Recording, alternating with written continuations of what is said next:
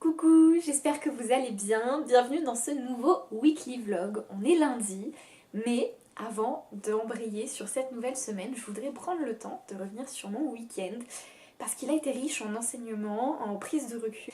Et je me suis dit que je pourrais peut-être partager ça avec vous. J'ai clairement subi la majorité de mon week-end.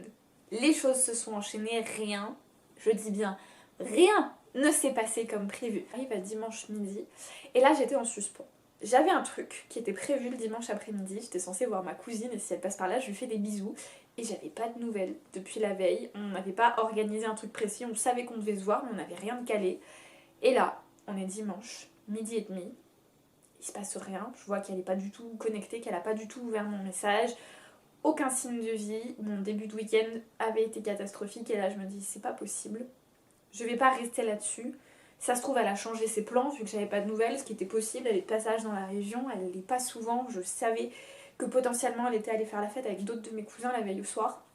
Je me suis dit, je vais pas ruiner mon dimanche à attendre encore un truc qui est indépendant de ma volonté alors que déjà le week-end a été compliqué. Il fallait promener Luna et je me suis dit plutôt que de l'emmener au parc d'à côté alors qu'il faisait super beau et de faire une mini balade et d'ensuite attendre chez moi que quelque chose se passe, je me suis dit tu sais quoi, prends ton dimanche en main et fais quelque chose de cool. J'ai la chance d'habiter à 10 minutes, un quart d'heure max des départs de randonnée. J'ai mis mes chaussures de marche, j'ai pris mon sac à dos et on est parti. Et on a marché et ça a fait du bien. Et en fait, j'ai complètement changé la dynamique avec cette prise de décision. Ça paraît anecdotique, mais je suis vachement fière parce que la moi d'il y a 2 ans, elle aurait passé la journée à attendre un SMS de ma cousine dans le doute, pour pas risquer de la froisser si jamais finalement elle voulait me voir.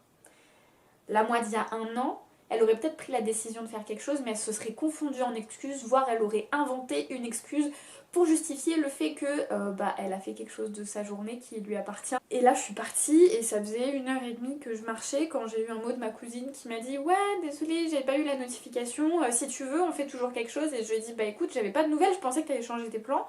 Du coup j'ai pris Luna et je suis allée me balader et on est à Perpète. Et c'est pas grave, on s'est calé un autre moment, je la vois demain soir, j'irai manger avec elle. Mais par contre la fierté d'avoir pris en main mon temps. J'ai passé un super dimanche et ça m'a fait un bien fou. Luna, elle a adoré la balade. Et voilà, le dimanche matin, je me suis réveillée super tôt, à 6h, j'étais les yeux grands ouverts dans mon lit. J'ai pris mon cahier des poubelles mentales, comme dirait Jonathan Lehmann. Je sais pas si vous avez lu Les Antisèches du Bonheur. Jonathan, c'est l'un de mes clients. Il a écrit 3 livres et dans Les Antisèches du Bonheur, il donne plusieurs techniques pour cultiver le bonheur, dont les poubelles mentales.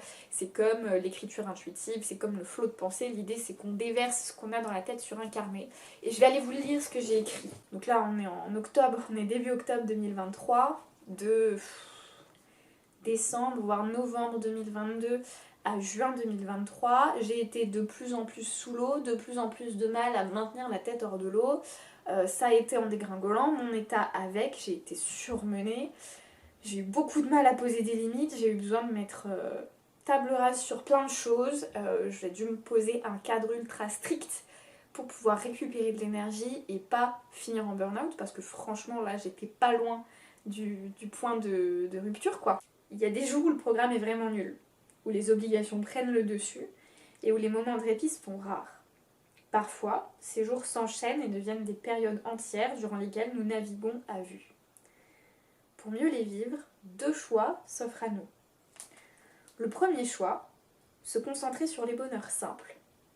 L'instant présent, cette tasse de thé bien chaude, le rythme de ma respiration, l'aspect du ciel pendant cette journée. Cultiver ces moments de bonheur simple permet de créer des bulles de bien-être dans un quotidien mouvementé. Des opportunités de faire redescendre le stress, le brouhaha mental et la course effrénée. Le deuxième choix, c'est de faire du tri en ne transigeant plus sur son bien-être. Lorsque ces périodes deviennent trop fréquentes ou trop longues, il devient nécessaire de prendre des décisions, prioriser son hygiène de vie, réduire et limiter les sollicitations extérieures, alléger son agenda et demander de l'aide. Savourer ces bulles de bonheur et ces petits bonheurs simples du quotidien, c'est essentiel pour construire un bonheur durable. C'est notamment le principe de la gratitude, d'être reconnaissant pour toutes les belles petites choses qui nous arrivent tout au long de la journée, d'apprendre à les savourer plutôt que de chercher le toujours plus. Mais le deuxième choix, il est plus drastique et il est nécessaire parfois. Alors évidemment là, c'était juste changer le programme de mon dimanche, c'était pas un choix énorme. Par contre, le choix que j'ai fait au début de l'été dernier, de poser un cadre super strict et donc de beaucoup moins voir mes amis, beaucoup moins rendre service à des gens qui me demandaient des services tout le temps, beaucoup moins accepter ces sollicitations, réduire le nombre de cours de danse que je prends par semaine pour pouvoir me coucher plus tôt et refavoriser mon hygiène de vie physique. Tous ces choix-là, ils ont été compliqués à mettre en place parce que ça me demandait de m'affirmer, de poser une limite claire par rapport à mon entourage. Il y en a qui l'ont mal vécu. Aujourd'hui, avec le recul, je me dis que les gens qui n'ont pas bien vécu mon retour à une santé mentale et physique correcte, et ben je vais me passer d'eux en fait. J'adore quand c'est comme ça. Ce matin, j'ai pris pas longtemps, j'ai pris 3/4 d'heure de prospection et j'ai déjà un call avec une personne avec qui j'ai envoyé un message ce matin, cet après-midi, pour présenter ce que je fais. Donc c'est trop cool. J'ai un call dans 20 minutes. Bon, fin de journée pour ce lundi, rien ne s'est passé comme prévu, je n'ai pas trop vlogué, mais par contre j'ai été ultra productive, j'ai bien avancé, j'ai eu un super call découverte, j'ai avancé sur la diffusion des weekly vlogs, du podcast, sur des sujets de fond, j'ai fait ma création de contenu pour la semaine, enfin bref, une journée classique au bureau.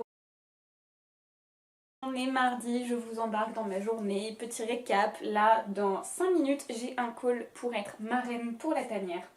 À 14h, j'ai 1 heure de papotage avec Ambre. Ce soir, j'ai une demi-heure de SAV avec les gens qui ont suivi ma formation.